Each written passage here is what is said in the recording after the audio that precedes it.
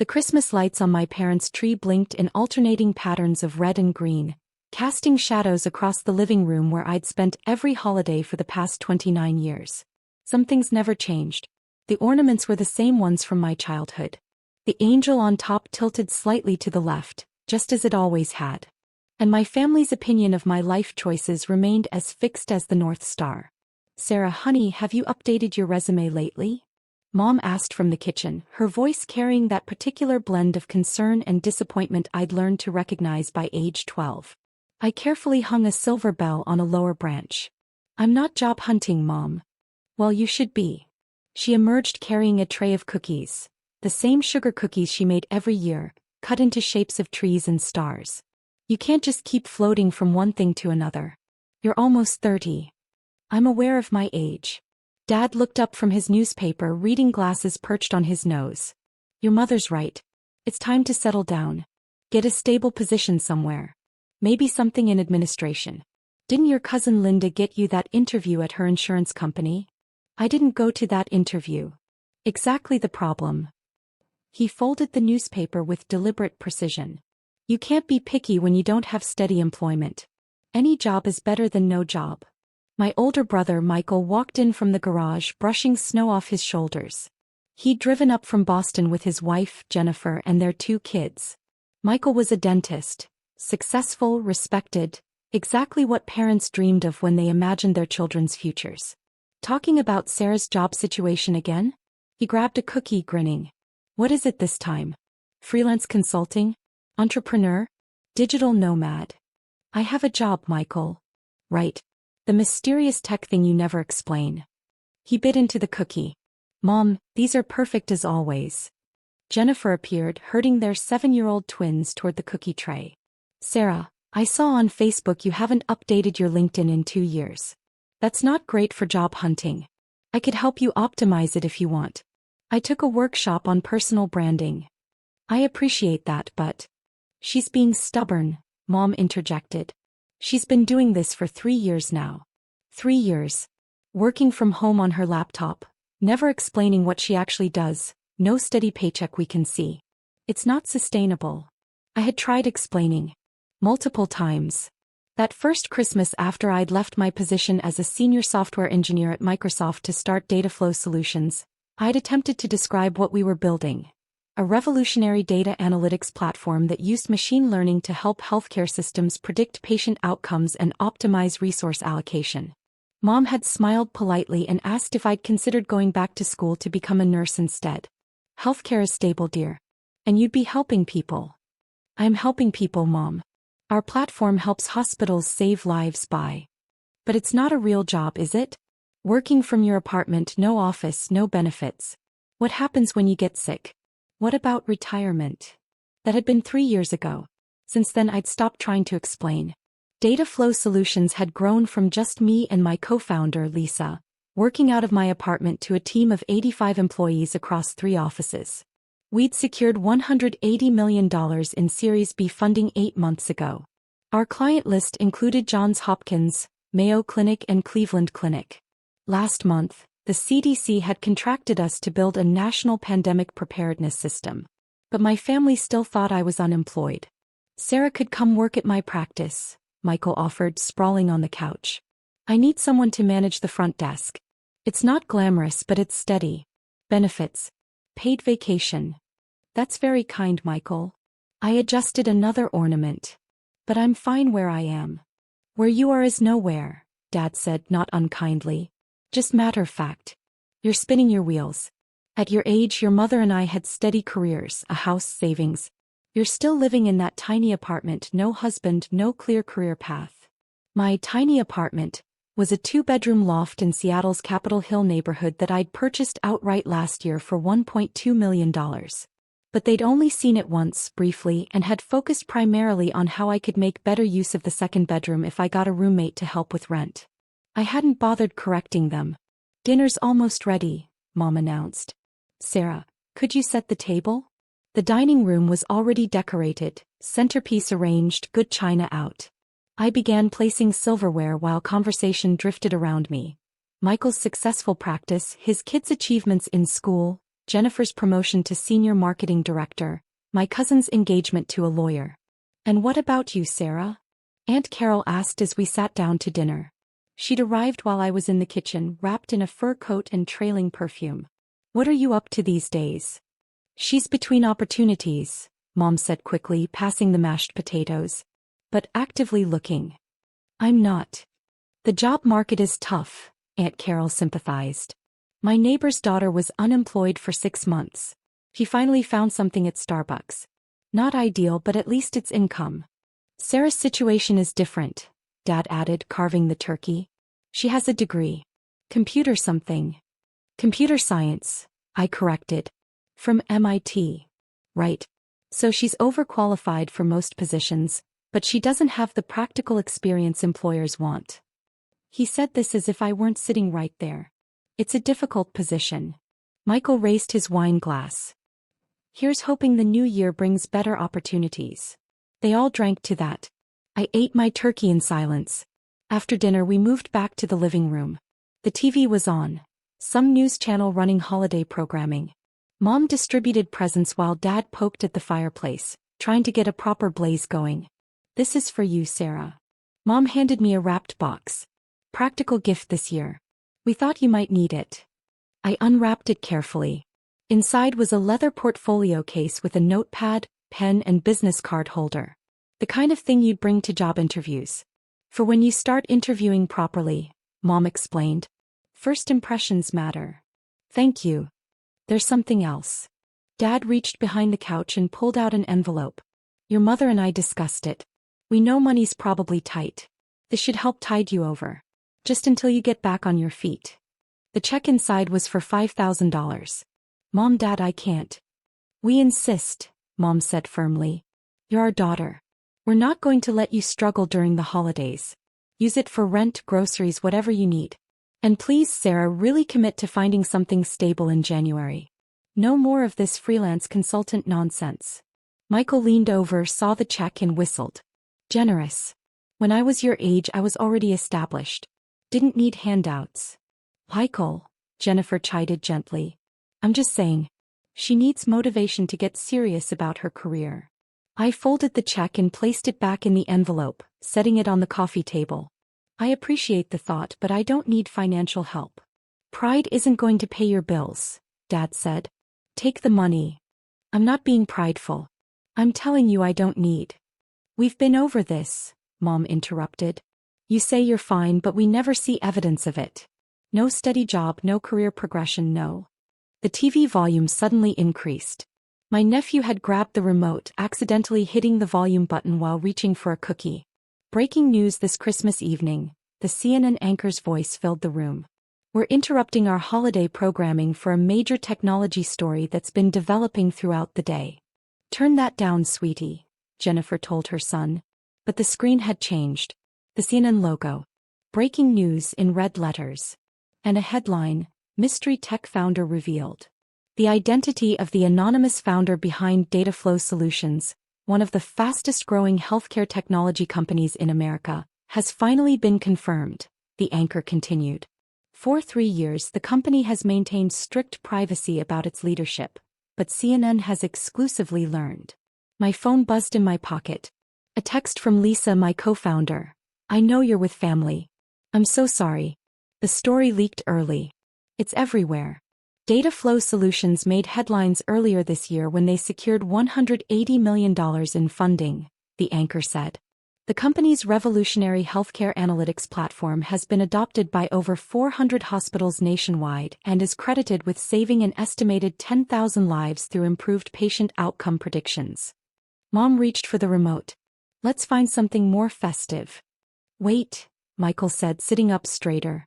That company name sounds familiar.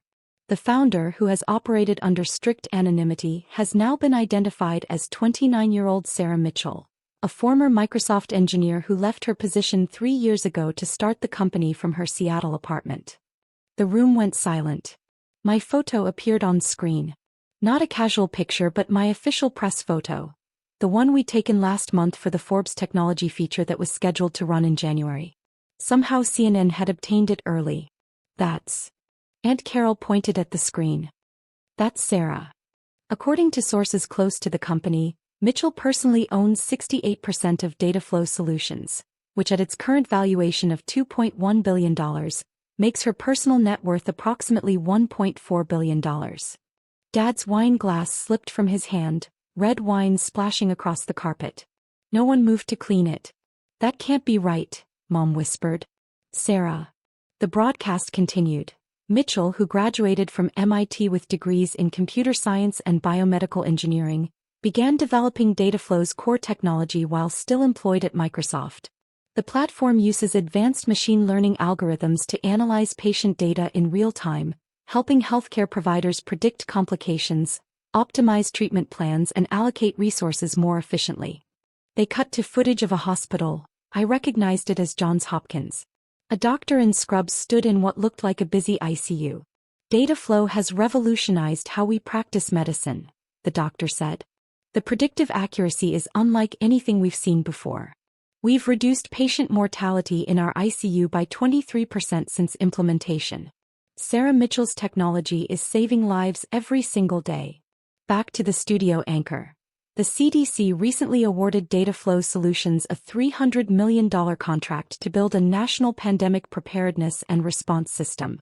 The company, which started with just 2 employees, now has a team of 85 across offices in Seattle, Boston, and Washington, D.C. Michael had his phone out, frantically typing. This is real. It's on Bloomberg, Wall Street Journal, Forbes. Mitchell has been notoriously private, rarely giving interviews and never appearing at industry conferences, the anchor continued. But those who've worked with her describe a brilliant, driven innovator who's fundamentally changing healthcare technology. They showed a clip from a medical technology conference. The moderator was speaking.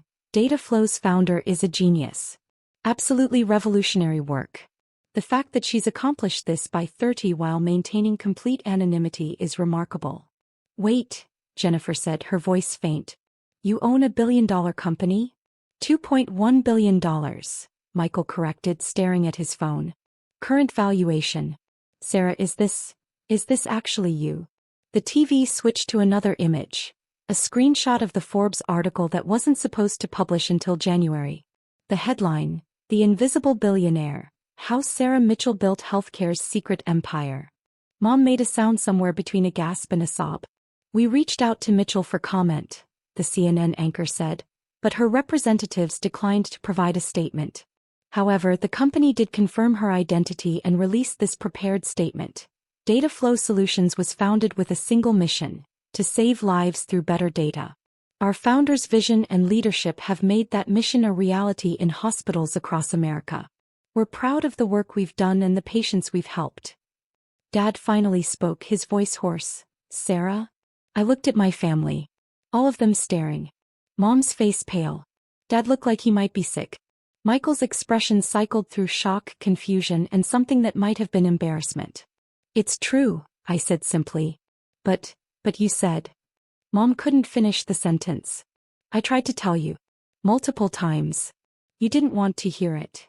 You said you worked in tech, Michael protested. You didn't say you owned. He gestured helplessly at the TV, where they were now showing the exterior of our Seattle headquarters. I said I founded a healthcare technology company. I explained what we do. You told me it wasn't a real job. Joining us now is tech analyst David Chin, the CNN anchor said. David, help us understand the significance of Dataflow Solutions in the healthcare industry. A new face appeared on split screen. This is one of the most important healthcare innovations of the decade, the analyst said. What Sarah Mitchell has built isn't just a successful company. It's technology that's fundamentally changing how medicine is practiced. The predictive algorithms are so accurate that hospitals using Dataflow see measurably better patient outcomes. We're talking about thousands of lives saved. And she's done this in 3 years, starting from nothing. From nothing, the anchor asked. From her apartment. Self-funded initially. Then a small angel investment round. She maintained absolute control of the company, refusing to give up decision-making power even as funding increased. That's almost unheard of in tech. Most founders get diluted down to minority stakes. Mitchell kept 68%. That's brilliant business strategy combined with revolutionary technology. Jennifer was reading her phone, her eyes getting wider. There's an article here about your apartment. It says you bought it for. Sarah, it says you paid cash for $1 million loft. 1.2 million, I corrected quietly. The article got the number wrong. Aunt Carol had both hands over her mouth. The other remarkable aspect, the TV analyst continued, is Mitchell's intentional anonymity. In an industry obsessed with founder celebrity, your Elon Musks, your Mark Zuckerbergs, she's remained almost completely unknown outside of healthcare circles. No social media presence. No conference appearances. No press interviews. Just pure focus on the technology and the mission. Why the privacy? The anchor asked. According to those who know her, Mitchell believes the work should speak for itself. She's not interested in being famous. She's interested in solving problems. That's refreshing in Silicon Valley, where founders often become celebrities before their companies even prove viable. Mom stood abruptly, walking to the window. Her shoulders were shaking. Dad rubbed his face with both hands. The check, he said. We gave you a check. We tried to give you $5,000. I know. You're a billionaire and we tried to give you $5,000 because we thought you couldn't pay rent. I know, Dad. Michael was reading article after article, scrolling rapidly. This one says you turned down a $900 million acquisition offer from Google last year. $900 million. You said no. It wasn't enough. And they wanted control of the technology. I wasn't willing to give that up. Not enough. His voice cracked. I've been working 12 years to build a practice worth maybe $2 million and you turned down $900 million because it wasn't enough? It wasn't about the money, Michael. It was about keeping the mission intact. The mission, he repeated flatly. Saving lives. That's always been the mission. That's why I started this company. Jennifer set her phone down carefully as if it might explode. The article says Johns Hopkins credits your platform with reducing ICU mortality by 23%. 23%. Do you understand what that means? Yes. It means approximately 400 fewer patients died in their ICU last year than would have without our system. 400 people are alive because of you. Because of the team. Because of the technology. I just started it. You just started it, Jennifer echoed. You just built a billion-dollar company that's saving hundreds of lives and you never mentioned it. I tried. No one wanted to listen. Mom turned from the window, tears streaming down her face. I called it a phase. I told Carol you were going through an unemployment phase. I know. I gave you a portfolio case for job interviews. I know, Mom. I've been telling everyone my daughter can't keep a steady job while you're. She couldn't finish. The TV had moved on to interviewing a hospital administrator. Before data flow, we were making treatment decisions based on experience and instinct. Now we have data-driven insights that dramatically improve outcomes. This technology will be standard in every hospital within 5 years. Sarah Mitchell's company is the future of healthcare. Dad picked up the envelope with the check, staring at it. You must think we're idiots. No. We tried to give you money. Career advice. We suggested you work as a receptionist at Michael's dental practice. You were trying to help. I understand that. You let us think you were failing. I told you I wasn't. You didn't believe me. Because you never showed us. You never brought us to your office or explained the scope or. I tried, Dad. Remember 2 Christmases ago? I explained the funding round, the hospital partnerships, the CDC interest. You told me it sounded like a scam. You said I should be careful about get-rich-quick schemes and find a real job. He opened his mouth, then closed it. Michael was still scrolling. There's a profile here from MIT's Alumni magazine. It came out 6 months ago. Sarah Mitchell, class of 2018, is revolutionizing healthcare technology through data flow solutions. It's all here. Everything you've accomplished. Did you send us this? I did. I sent it to the family email list. I don't remember seeing. He stopped, his face reddening. I probably deleted it without reading. I thought it was spam. I know. Another phone started ringing. Then another. Aunt Carol answered hers, listened for a moment, then said, Yes, that's my niece. Yes, the one on CNN. No, we had no idea. We thought she was unemployed. She hung up looking dazed. That was Margaret from my book club. She saw the news. Mom's phone buzzed repeatedly. She glanced at it, then set it down as if it had burned her. Everyone's texting. Everyone's asking about you. About why we never mentioned you were. She gestured helplessly at the TV.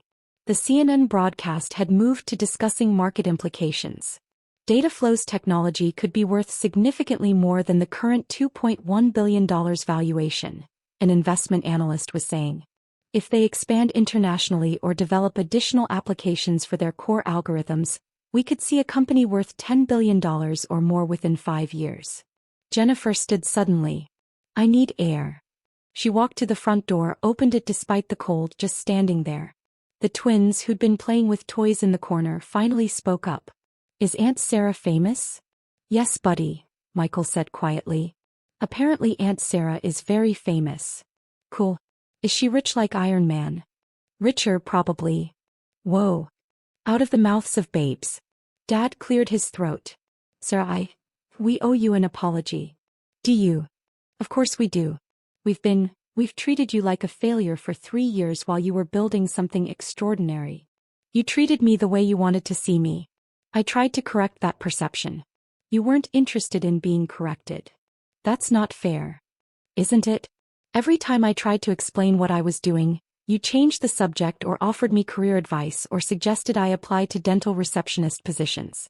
You didn't want to hear about my success because it didn't fit the narrative you'd created.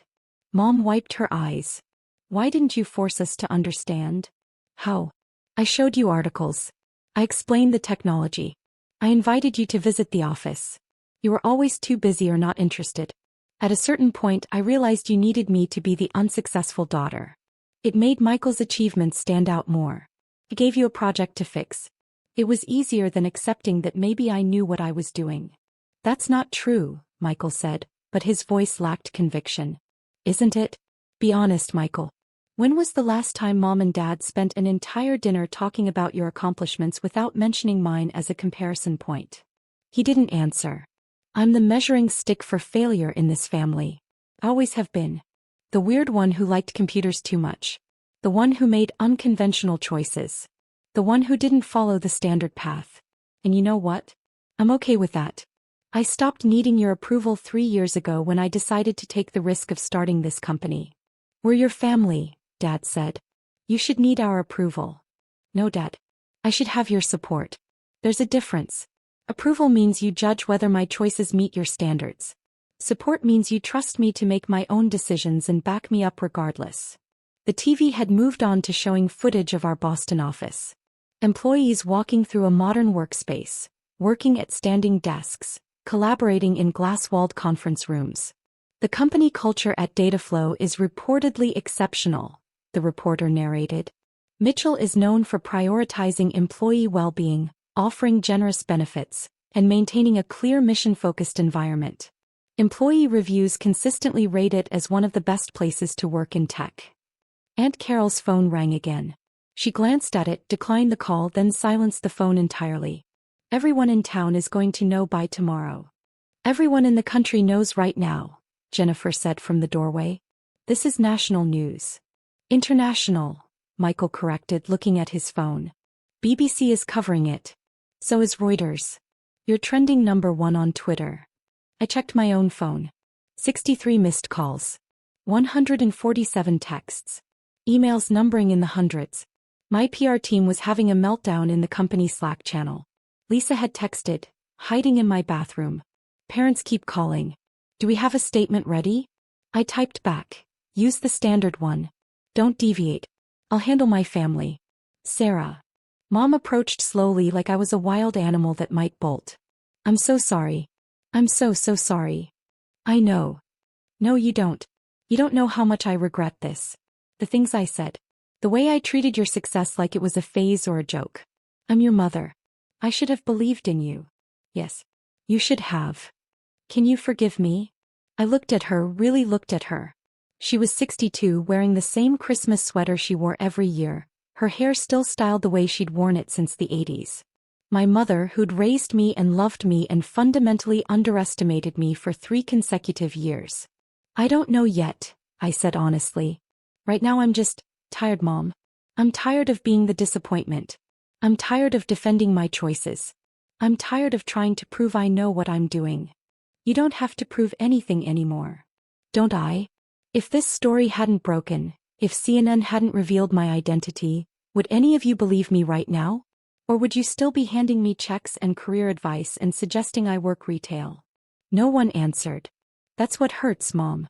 Not that you didn't understand my success, but that you weren't willing to trust me when I told you I was successful. You needed external validation, Forbes, CNN billion-dollar valuations, before you'd believe your own daughter. Dad set down his wine glass carefully. What do you need from us? I don't know. Maybe just acknowledgement. Acknowledgement that you were wrong. That I was right. That I made good decisions even when they didn't look like the decisions you would have made. You were right, he said immediately. About everything. The company, the mission, the choices. You were right and we were wrong. And you're brilliant. You've accomplished something extraordinary. Something that will save lives and change healthcare and make you one of the most successful people in the country. And we missed it. We missed all of it because we were too busy trying to fit you into a box that made sense to us. Michael stood up, walked over and extended his hand. You're better than all of us. I'm sorry I couldn't see it. I shook his hand. I'm not better. I'm just different. And I'm good at what I do. You're not just good. He gestured at the TV, where they were showing a graph of Dataflow's growth trajectory. You're exceptional. World class. You're going to be in textbooks. Business schools are going to study what you've built. Maybe. Definitely. Jennifer had come back inside, closing the door against the cold. Sarah, I've worked in marketing for 15 years. I know viral success when I see it. By tomorrow morning you're going to be the biggest story in tech. Probably the biggest business story of the year. Your face will be everywhere. I know. That's what I was trying to avoid. The anonymity? I prefer to work without the distraction of publicity. It's easier to focus on problems when you're not managing a public persona. That's over now, she said gently. Once this news cycle starts, there's no stopping it. You're going to be famous whether you like it or not. My phone rang. I glanced at the caller ID, Anderson Cooper's producer. I declined the call. It rang again immediately. Different number. Forbes. Declined. Declined. You should probably answer some of those, Michael said. Eventually. Not tonight. Why not? Because tonight was supposed to be Christmas with my family. And even though it's completely derailed, even though CNN just exposed my identity against my wishes, even though everything is chaos, I'm still here. I'm still trying to have Christmas dinner with you people. Because that's what matters to me. Family. Even when you drive me absolutely insane. Mom started crying again, but this time she was smiling. You're a better person than we deserve. Probably. I managed a small smile of my own. But you're stuck with me anyway. The doorbell rang. We all froze. Are those reporters? Dad asked. I checked the security camera feed on my phone. Worse. It's the neighbors. Don't answer, Aunt Carol hissed. They can see the lights. They know we're home. The doorbell rang again, followed by knocking. Dad opened the door. The Hendersons from next door stood on the porch, dressed in matching Christmas sweaters, holding a bottle of wine. We saw the news, Mrs. Henderson said breathlessly. We had no idea Sarah was. We just wanted to say congratulations. Thank you, I said from the living room. Could we get a picture? Mr. Henderson already had his phone out. Our friends will never believe we live next door to a billionaire. I'd really prefer not. Just one quick photo. Dad ushered them inside. They posed with me in front of the Christmas tree while Michael took the photo. Then they wanted individual photos. Then a group shot with my parents. This is so exciting, Mrs. Henderson gushed. Wait until the neighborhood association hears about this. They finally left. But before the door even closed, another car was pulling up. Then another. It's starting, Jennifer observed.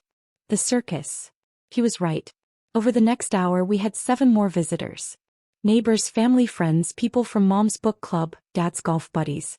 Everyone suddenly wanted to reconnect with the family of the billion-dollar tech founder. By 9 p.m. I'd had enough. I need to go, I announced. You can't leave, Mom protested. It's Christmas. It stopped being Christmas about 3 hours ago. Now it's a media circus and I need to get ahead of it. Stay here. We'll keep people away. Mom, there are photographers setting up across the street. Tomorrow morning this house will be surrounded. I need to get back to Seattle, meet with my team, coordinate our response. This is going to be the biggest week of the company's existence. I need to manage it. Dad looked out the window. Sure enough, there were people with cameras on the sidewalk.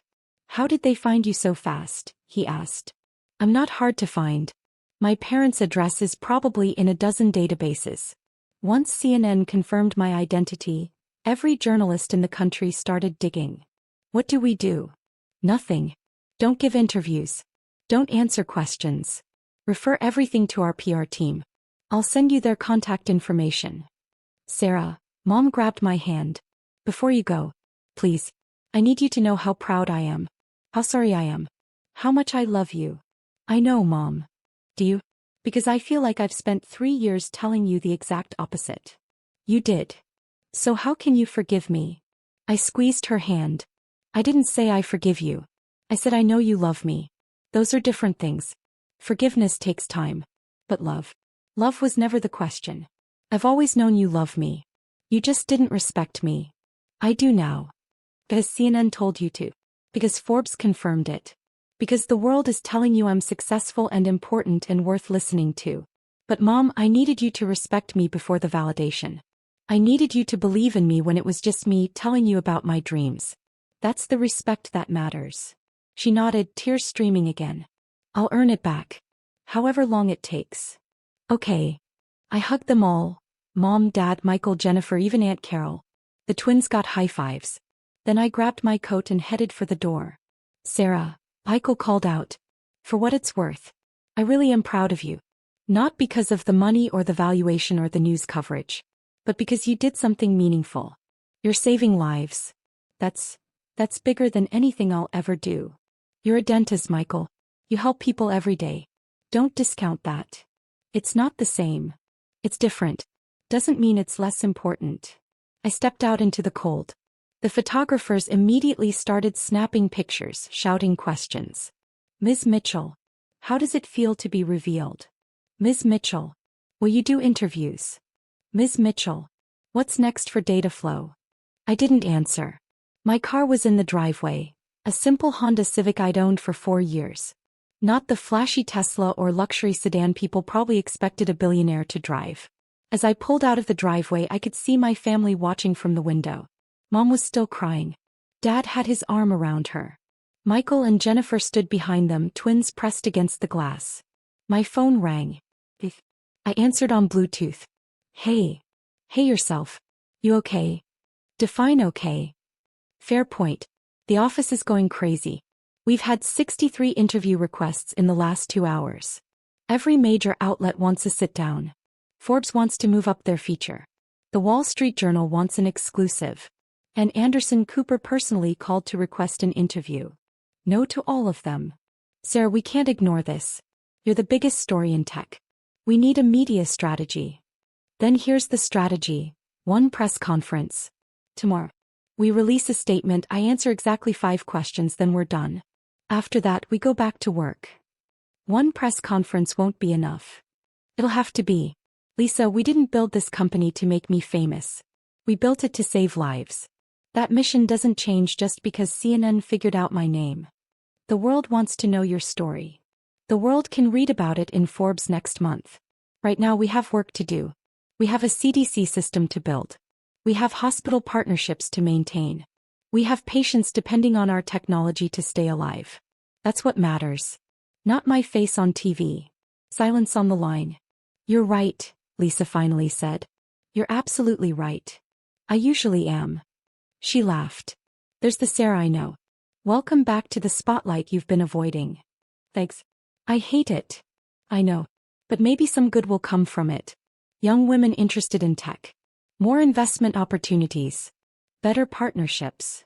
Maybe. And Sarah? Your family, are they okay? They will be. Eventually. Once they process that their unemployed daughter is actually a billionaire who's been lying by omission for 3 years. You weren't lying. You were protecting your privacy. Tell that to my mother.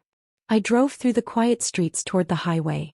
Behind me, my parents' neighborhood was lighting up with more camera crews, more reporters, more people drawn to the sudden proximity to extraordinary wealth and success. But ahead of me was Seattle. My team. The work that mattered. My phone buzzed with a text from Mom. I love you. I'm sorry. I'm so sorry. I texted back, I know. Love you too. Talk tomorrow. Another text, this time from Michael. You really turned down $900 million? You're insane. But also kind of my hero. I smiled. The highway stretched out before me, dark and empty on Christmas night. Somewhere ahead was the rest of my life. Now lived in public, scrutinized and analyzed and picked apart by people who'd never bothered to notice me before. But also ahead was the work. The mission. The patients whose lives would be saved by technology I'd spent 3 years building while my family thought I was unemployed. And that made everything worth it. Even the chaos. Even the exposure. Even the Christmas dinner from hell where CNN revealed my identity to a family who'd spent 3 years trying to fix a daughter who was never broken. I turned up the radio. Holiday music filled the car. And despite everything, I started to laugh. Because somewhere in the absurdity and chaos and complete derailment of my carefully maintained anonymity, there was something almost perfect about the timing. My family had spent 3 years underestimating me. And CNN had picked Christmas Day, the day we were all together, the day they were handing me checks and career advice, to prove them spectacularly, publicly and irrevocably wrong. If I'd planned it myself, I couldn't have written it better.